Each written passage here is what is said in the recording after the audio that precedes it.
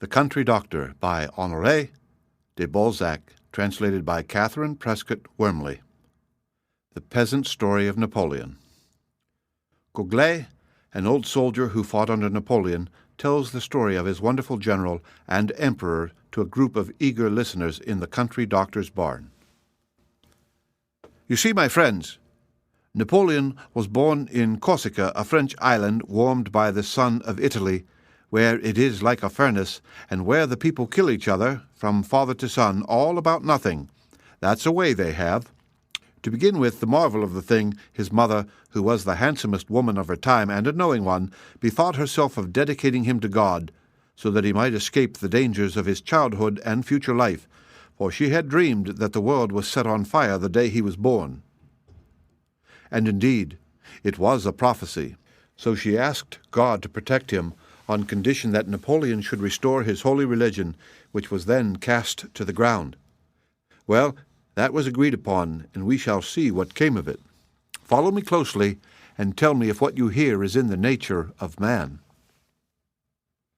Sure and certain it is that none but a man who conceived the idea of making a compact with God could have passed unhurt through the enemy's lines, through cannonballs and discharges of grape shot that swept the rest of us off like flies, and always respected his head.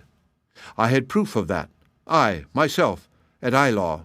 I see him now as he rode up a height, took his field glasses, looked at the battle, and said, "All goes well." One of those plumed busybodies who plagued him considerably, and followed him everywhere, even to his meals, so they said, fought to play the wag, and took the emperor's place as he rode away. Ho-ho! In a twinkling, head and plume were off. You must understand that Napoleon had promised to keep the secret of his compact all to himself. That's why all those who followed him, even his nearest friends, fell like nuts. Duroc, Bessières, Launay, all strong as steel bars, though he could bend them as he pleased. Beside, to prove he was the child of God and made to be the father of soldiers, was he ever known to be lieutenant or captain? No, commander-in-chief from the start. He didn't look to be more than 24 years of age when he was an old general at the taking of Toulon, where he began first to show the others that they knew nothing about maneuvering cannon.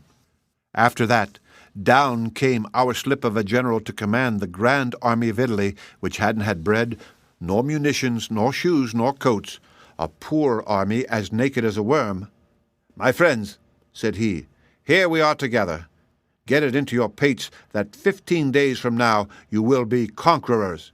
New clothes, good gaiters, famous shoes, and every man with a greatcoat. But, my children, to get these things you must march to Milan, where they are." And we marched, France crushed as flat as a bedbug, straightened up. We were 30,000 bare feet against 80,000 Austrian bullies, all fine men, well set up. I see him now. But Napoleon, he was then only Bonaparte. He knew how to put the courage into us. We marched by night, and we marched by day. We slapped their faces at Montenon. We thrashed them at Rivoli, Lodi, Arcole, Millesimo, and we never let 'em up. A soldier gets the taste of conquest. So Napoleon whirled round those Austrian generals who didn't know where to poke themselves to get out of his way, and he pelted them well, nipped off 10,000 men at a blow sometimes by getting round them with 1,500 Frenchmen, and then he gleaned as he pleased. He took their cannon, their supplies, their money, their munitions, in short, all that they had was good to take. He fought them and beat them on the mountains. He drove them into the rivers and seas. He bit 'em in the air. He devoured 'em on the ground, and he lashed 'em everywhere. Hey! The grand army feathered itself well. For, d'ye see, the emperor, who was a wit, called up the inhabitants and told them he was there to deliver them. So after that, the natives lodged and cherished us, the women too, and very judicious they were. Now, here's the end of it. In Ventos, 96, in those times, that was the month of March of today, we lay cuddled in a corner of Savoie with the marmots. And yet, before that campaign was over, we were masters of Italy, just as Napoleon had predicted. And by the following March, in a single year and 2 campaigns, we had brought us within sight of Vienna. 'Twas a clean sweep. We devoured their armies one after another, and made an end of 4 Austrian generals. One old fellow with white hair was roasted like a rat in the straw at Mantua. Kings begged for mercy on their knees. Peace was won. Could a man have done that? No. God helped him to a certainty. He divided himself up like the loaves in the gospel, commanded the battle by day, planned it by night, going and coming, for the sentinels saw him, never eating, never sleeping. So, seeing these prodigies, the soldiers adopted him for their father. Forward, march! Then those others, the rulers in Paris, seeing this, said to themselves, Here's a bold one that seems to get his orders from the skies. He's likely to put his paw on France. We must let him loose on Asia. We will send him to America. Perhaps that will satisfy him. But 'twas written above for him, as it was for Jesus Christ. The command went forth that he should go to Egypt.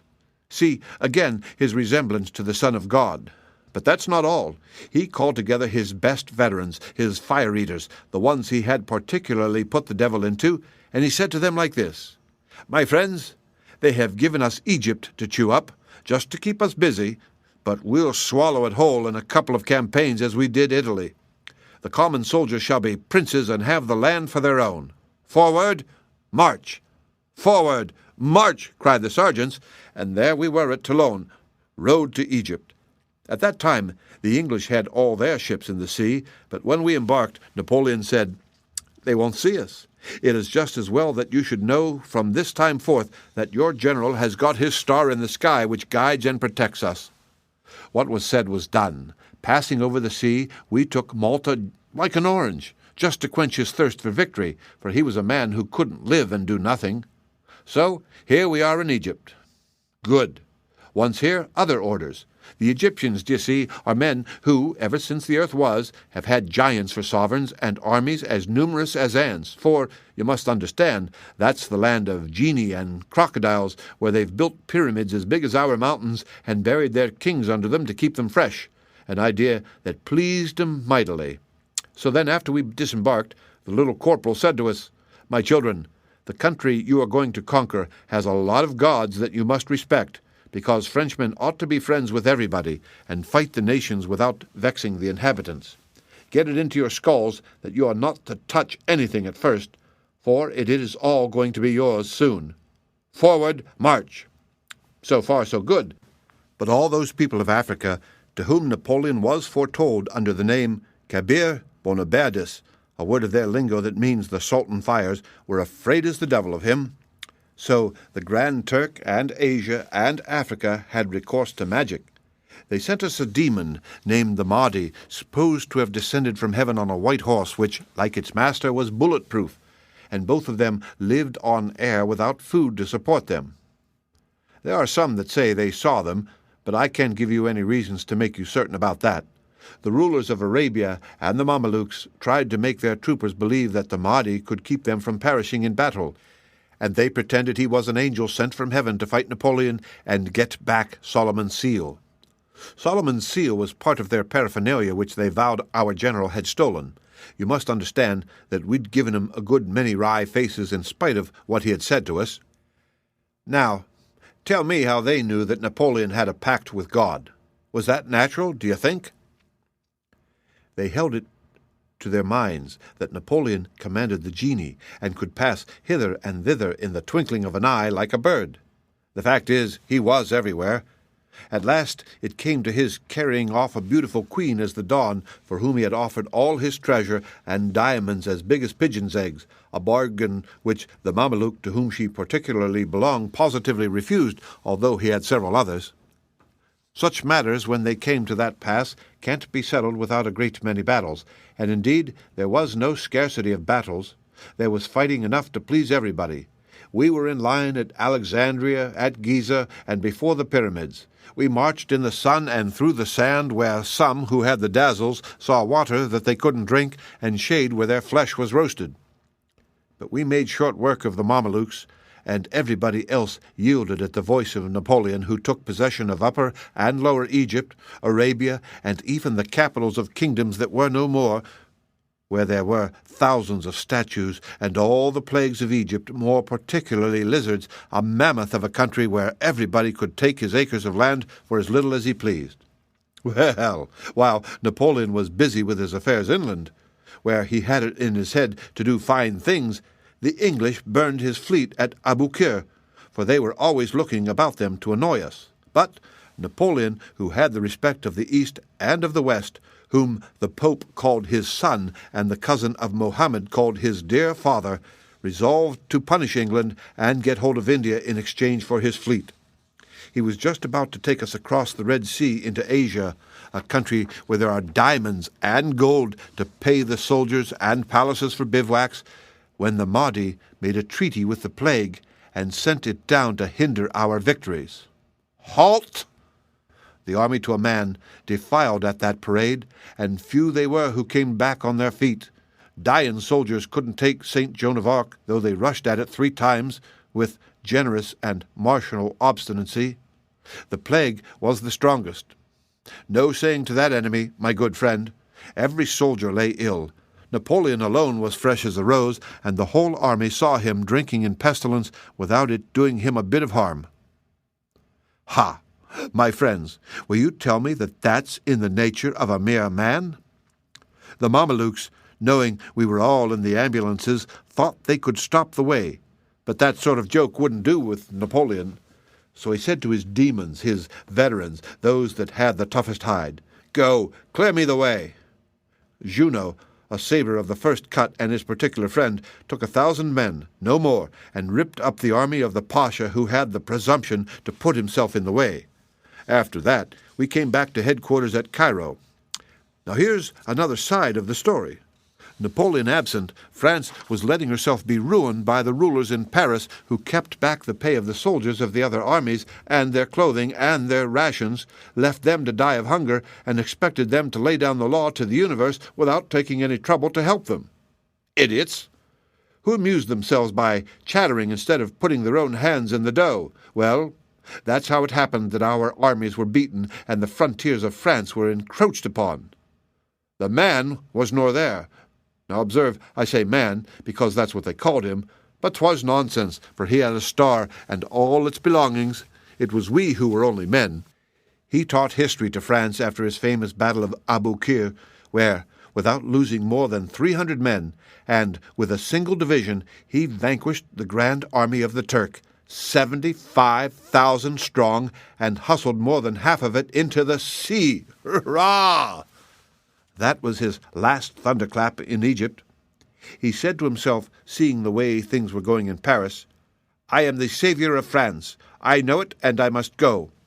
But understand me, the army didn't know he was going, or they'd have kept him by force and made him emperor of the East. So now we were sad, for he was gone who was all our joy. He left the command to Kleber, a big mastiff who came off duty at Cairo, assassinated by an Egyptian whom they put to death by impaling him on a bayonet. That's the way they guillotine people down there.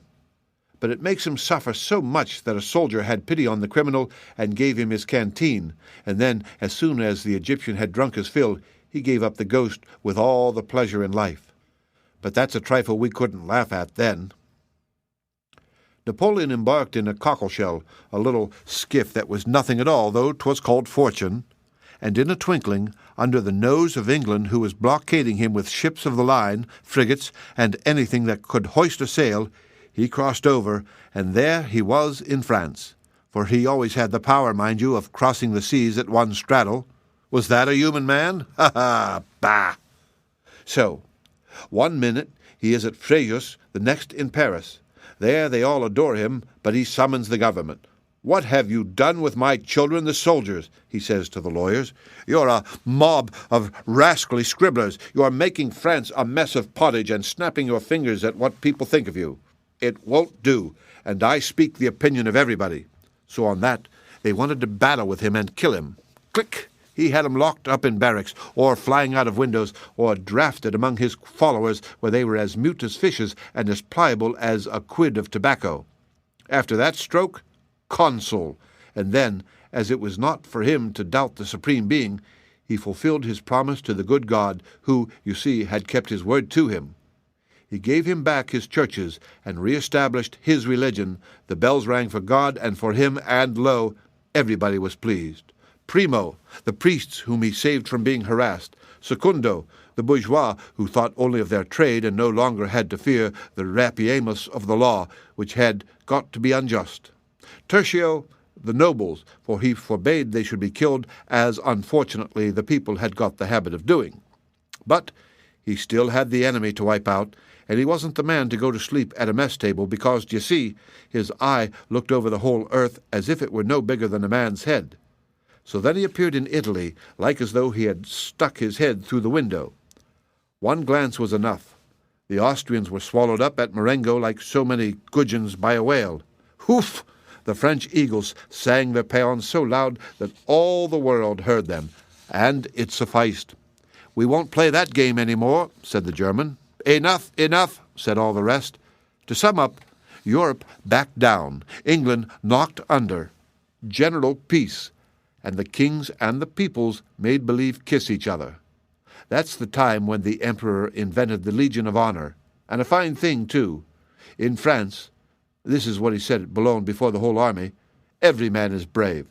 So the citizen who does a fine action shall be sister to the soldier, and the soldier shall be his brother, and the two shall be one under the flag of honor. We who were down in Egypt now came home. All was changed. He left us general, and hey, in a twinkling we found him emperor. France gave herself to him like a fine girl to a lancer. When it was done, to the satisfaction of all, as you might say, a sacred ceremony took place, the like of which was never seen under the canopy of the skies. The Pope and the cardinals in their red and gold vestments crossed the Alps expressly to crown him before the army and the people who clapped their hands. There is one thing that I should do very wrong not to tell you. In Egypt, in the desert close to Syria, the red man came to him on the Mount of Moses and said, "All is well." Then, at Marengo, the night before the victory, the same red man appeared before him for the second time, standing erect and saying, "Thou shalt see the world at thy feet. Thou shalt be Emperor of France, King of Italy, Master of Holland, Sovereign of Spain, Portugal, and the Illyrian provinces, Protector of Germany, Saviour of Poland, First Eagle of the Legion of Honor, all." This red man, you understand, was his genius, his spirit, a sort of satellite who served him, as some say, to communicate with his star. I never really believed that, but the red man himself is a true fact. Napoleon spoke of him, and said he came to him in troubled moments and lived in the palace of the Tuileries under the roof. So on the day of the coronation, Napoleon saw him for the third time, and they were in consultation over many things. After that, Napoleon went to Milan to be crowned King of Italy, and there the grand triumph of the soldier began. Every man who could write was made an officer. Down came pensions. It rained duchies. Treasures poured in for the staff, which didn't cost France a penny, and the Legion of Honor provided incomes for the private soldiers, of which I receive mine to this day. So here were the armies maintained as if never before on this earth. But beside that, the emperor, knowing that he was to be the emperor of the whole world, bethought him of the bourgeois, and to please them, he built fairy monuments after their own ideas in places where you'd never think to find any. For instance, suppose you were coming back from Spain and going to Berlin. Well, you'd find triumphal arches along the way with common soldiers sculptured on the stone every bit the same as generals. In 2 or 3 years, and without imposing taxes on any of you, Napoleon filled his vaults with gold, built palaces, made bridges, roads, scholars, fetes, laws, vessels, harbors, and spent millions upon millions, such enormous sums that he could, so they tell me, have paved France from end to end with 5-franc pieces if he had a mind to. Now, when he sat at ease on his throne and was master of all, so that Europe waited his permission to do his bidding, he remembered his 4 brothers and his 3 sisters, and he said to us, as it might be in conversation in an order of the day, "My children, is it right that the blood relations of your emperor should be begging their bread? No, I wish to see them in splendor like myself. It becomes therefore absolutely necessary to conquer a kingdom for each of them, to the end that Frenchmen may be masters over all lands, that the soldiers of the guard shall make the whole earth tremble, that France may spit where she likes, and that all the nations shall say to her, as it is written on my copper coins, God protects you. Agreed, cried the army. We'll go fish for thy kingdoms with our bayonets. Ha ha! There was no backing down, don't you see? If he had taken it into his head to conquer the moon, we should have made ready, packed knapsacks, and clambered up. Happily, he didn't think of it. The kings of the countries who liked their comfortable thrones were naturally loath to budge, and had to have their ears pulled, so then, forward march!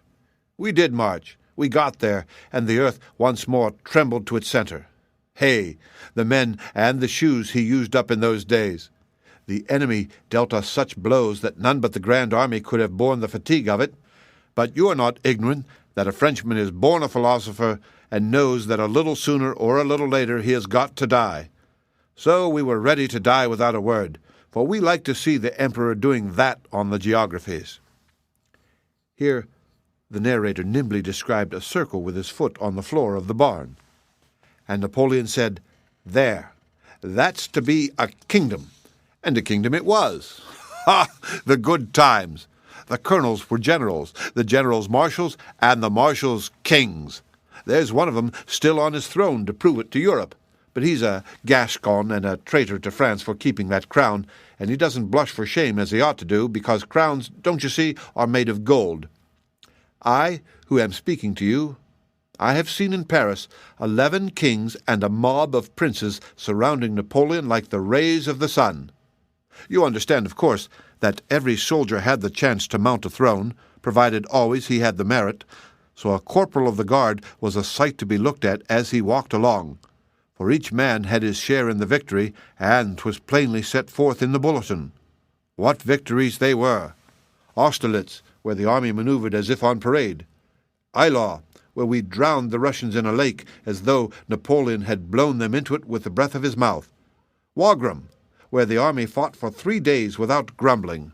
We won as many battles as there are saints in the calendar.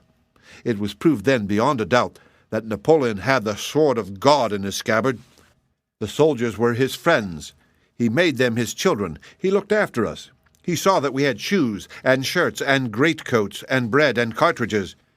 But he always kept up his majesty, for, don't you see, 'twas his business to reign. No matter for that, however, a sergeant and even a common soldier could say to him, "My Emperor," just as you say to me sometimes, "My good friend."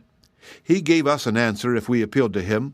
He slept in the snow like the rest of us, and indeed he had almost the air of a human man. I, who speak to you, I have seen him with his feet among the grape shot, and no more uneasy than you are now, standing steady, looking through his field glass, and minding his business. 'Twas that kept the rest of us quiet. I don't know how he did it, but when we spoke, he made our hearts burn within us, and to show him we were his children, incapable of balking, didn't we rush at the mouths of the rascally cannon that belched and vomited shot and shell without so much as saying, "Look out!" Why, the dying must needs raise their heads to salute him and cry, "Long live the Emperor!" I ask you, was that natural? Would they have done that for a human man? Well, after he had settled the world, the Empress Josephine, his wife, a good woman all the same, managed matters so that she did not bear him any children, and he was obliged to give her up, though he loved her considerably. But you see, he had to have little ones for reasons of state.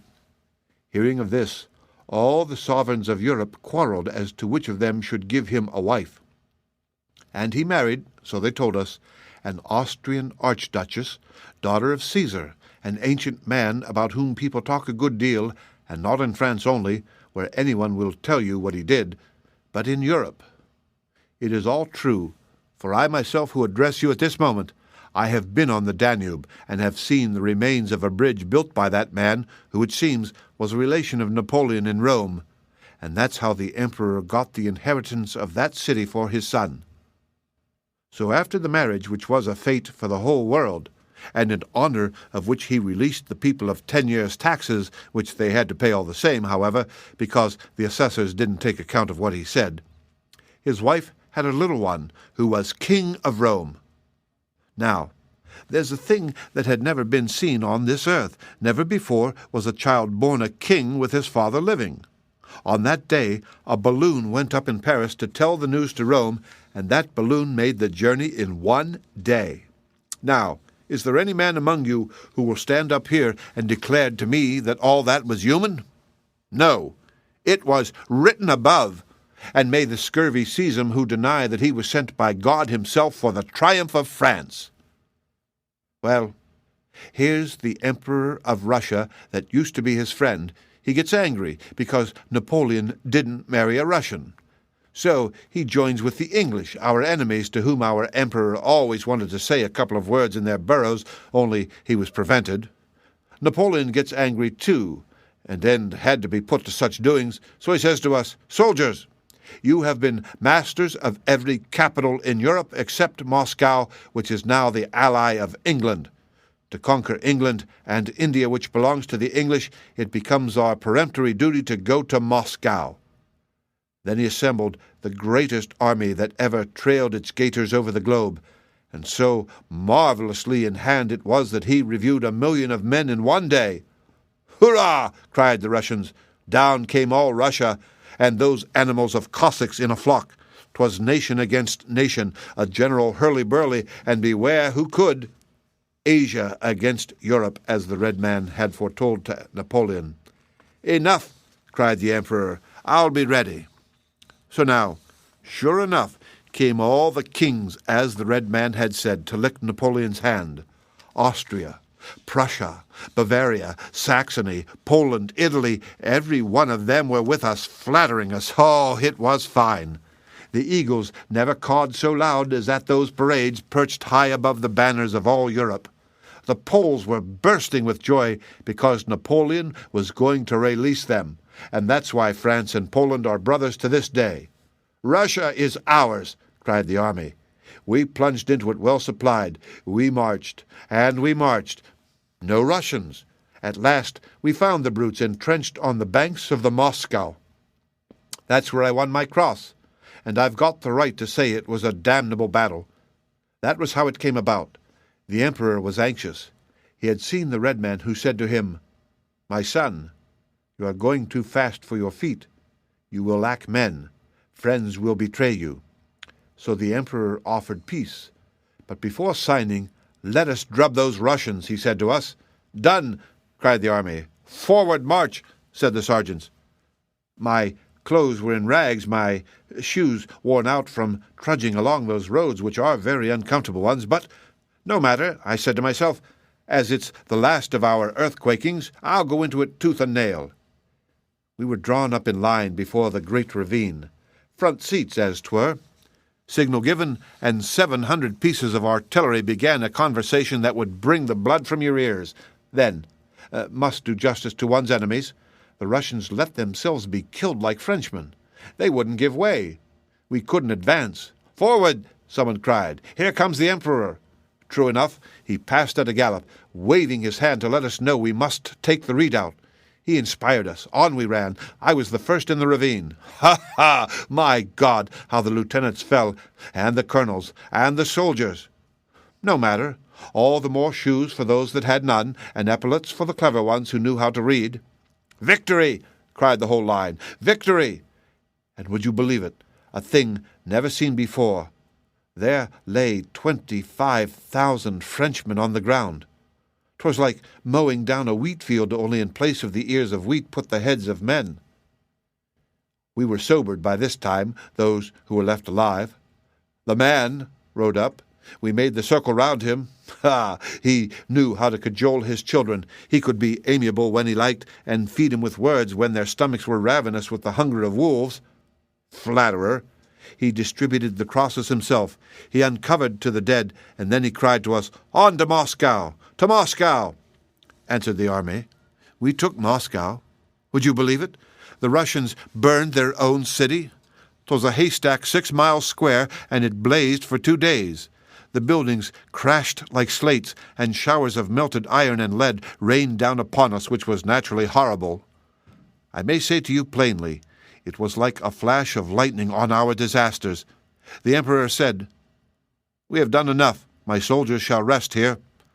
So we rested a while, just to get the breath into our bodies and the flesh on our bones, for we were really tired.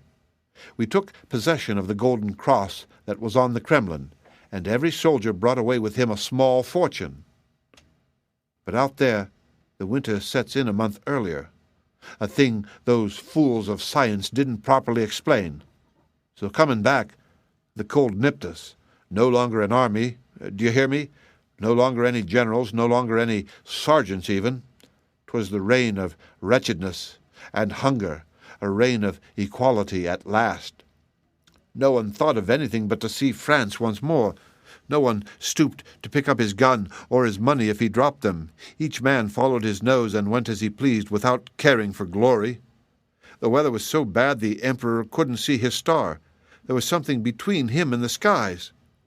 Poor man, it made him ill to see his eagles flying away from victory. Ah! 'Twas a mortal blow, you may believe me. Well, we got to the Beresina. My friends, I can affirm to you by all that is most sacred by my honor, that since mankind came into the world, never was there seen such a fricassee of any army, guns, carriages, artillery wagons, in the midst of such snows, under such relentless skies. The muzzles of the muskets burned our hands if we touched them, the iron was so cold. It was there that the army was saved by the Pontiers, who were firm at their post, and there that Gondrin, sole survivor of the men who were bold enough to go into the water and build the bridges by which the army crossed, that Gondrin, here present, admirably conducted himself and saved us from the Russians, who, I must tell you, still respected the Grand Army, remembering its victories. And, he added, pointing to Gondrin, who was gazing at him with the peculiar attention of a deaf man, Gondrin is a finished soldier, a soldier who is honor itself, and he merits your highest esteem. I saw the emperor, he resumed, standing by the bridge, motionless, not feeling the cold. Was that human? He looked at the destruction of his treasure, his friends, his old Egyptians. Pah! All that passed him, women, army wagons, artillery, all were shattered, destroyed, ruined. The bravest carried the eagles, for the eagles, d'ye see, were France, the nation, all of you. They were the civil and the military honor that must be kept pure. Could their heads be lowered because of the cold? It was only near the emperor that we warmed ourselves, because when he was in danger we ran, frozen as we were, we who wouldn't have stretched a hand to save a friend. They told us he wept at night over his poor family of soldiers. Ah, none but he and Frenchmen could have got themselves out of that business. We did get out, but with losses, great losses, as I tell you. The Allies captured our provisions. Men began to betray him, as the Red Man predicted. Those chatterers in Paris, who had held their tongues after the Imperial Guard was formed, now thought he was dead. So they hoodwinked the prefect of police and hatched a conspiracy to overthrow the empire. He heard of it. It worried him. He left us saying, "Adieu, my children. Guard the outposts. I shall return to you." Pah! Without him nothing went right. The generals lost their heads. The marshals talked nonsense and committed follies. But that was not surprising, for Napoleon, who was kind, had fed him on gold. They had got as fat as lard and wouldn't stir. Some stayed in camp when they ought to have been warming the backs of the enemy who was between us and France. But the emperor came back, and he brought recruits, famous recruits. He changed their backbone and made them dogs of war, fit to set their teeth into anything, and he brought a guard of honor, a fine body indeed, all bourgeois who melted away like butter on a gridiron. Well, spite of our stern baron, here's everything going against us, and yet the army did prodigies of valor. Then came battles on the mountains, nations against nations, Dresden, Lietzen, Bautzen. Remember these days, all of you, for 'twas then that Frenchmen were so particularly heroic that a good grenadier only lasted 6 months. We triumphed always, yet there were those English in our rear, rousing revolts against us with their lies. No matter, we cut our way home through the whole pack of the nations. Wherever the emperor showed himself, we followed him. For if by sea or land he gave us the word "Go," we went. At last we were in France, and many a poor foot soldier felt the air of his own country restore his soul to satisfaction, spite of the wintry weather. I can say for myself that it refreshed my life. Well, next our business was to defend France, our country, our beautiful France, against all Europe, which resented our having laid down the law to the Russians and pushed them back into their dens so that they couldn't eat us up alive, as northern nations who are dainty and like southern flesh have a habit of doing, at least so I've heard some generals say. Then the emperor saw his own father-in-law, his friends whom we had made kings, and the scoundrels to whom he had given back their thrones, all against him. Even Frenchmen and allies in our own ranks turned against us under secret orders at the Battle of Leipzig. Would common soldiers have been capable of such wickedness? 3 times a day men were false to their word, and they called themselves princes. So then France was invaded. Wherever the emperor showed his lion face, the enemy retreated, and he did more prodigies in defending France than ever he had done in conquering Italy, the East, Spain, Europe, and Russia. He meant to bury every invader under the sod and teach him to respect the soil of France. So he let them get to Paris, that he might swallow them at a mouthful, and rise to the height of his genius in a battle greater than all the rest, a mother battle, as 'twere.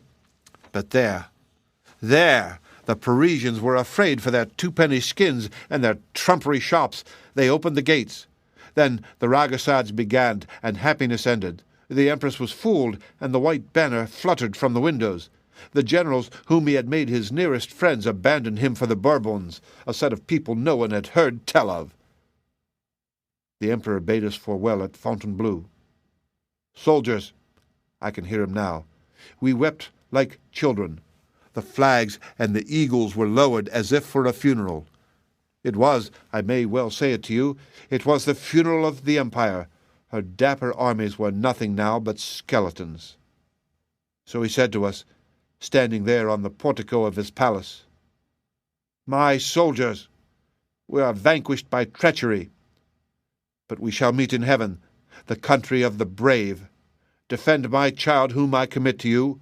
Long live Napoleon II." He meant to die, that no man should look upon Napoleon vanquished. He took poison enough to have killed a regiment because, like Jesus Christ before his passion, he thought himself abandoned of God and his talisman. But the poison did not hurt him. See, again he found he was immortal. Sure of himself, knowing that he must ever be the emperor, he went for a while to an island to study out the nature of these others, whom, you may be sure, committed follies without end. Whilst he bided his time down there, the Chinese and the wild men on the coast of Africa and the Barbary States and others who are not at all accommodating know so well that he was more than man that they respected his tent, saying to touch it would be to offend God. Thus, do you see, when these others turned him from the doors of his own France, he still reigned over the whole world. Before long he embarked in the same little cockleshell of a boat he had had in Egypt, sailed round the beard of the English, set foot in France, and France acclaimed him. The sacred cuckoo flew from spire to spire. All France cried out with one voice, "Long live the Emperor!" In this region here, the enthusiasm for that wonder of the ages was, I may say, solid. Dauphine behaved well, and I am particularly pleased to know that her people wept when they saw once more the grey topcoat. March 1st it was, when Napoleon landed with 200 men to conquer that kingdom of France and of Navarre, which on the 20th of the same month was again the French Empire. On that day our man was in Paris. He had made a clean sweep, recovered his dear France, and gathered his veterans together by saying no more than 3 words, "I am here." 'Twas the greatest miracle God had yet done. Before him did ever man recover an empire by showing his hat? And these others who thought they had subdued France, not they. At sight of the eagles a national army sprang up, and we marched to Waterloo. There the guard died at one blow. Napoleon, in despair, threw himself 3 times before the cannon of the enemy without obtaining death. We saw that. The battle was lost. That night The emperor called his old soldiers to him. On the field soaked with our blood, he burned his banners and his eagles, his poor eagles ever victorious, who cried forward in the battles and had flown the length and breadth of Europe. They were saved the infamy of belonging to the enemy. All the treasures of England couldn't get her a tail feather of them. No more eagles. The rest is well known. The red man went over to the Bourbons like the scoundrel that he is. France is crushed. The soldier is nothing. They deprive him of his duties. They discharge him to make room for broken-down nobles. Ah, 'tis pitiable. They seized Napoleon by treachery. The English nailed him on a desert island in mid-ocean on a rock raised 10,000 feet above the earth. And there he is, and will be till the red man gives him back his power for the happiness of France. These others say he's dead. Ha! Dead. 'Tis easy to see they don't know him. They tell that fib to catch the people and feel safe in their hovel of a government. Listen! The truth at the bottom of it all is that his friends have left him alone on the desert isle to fulfill a prophecy. For I forgot to say that his name, Napoleon, means Lion of the Desert. Now, this that I tell you is true as the gospel.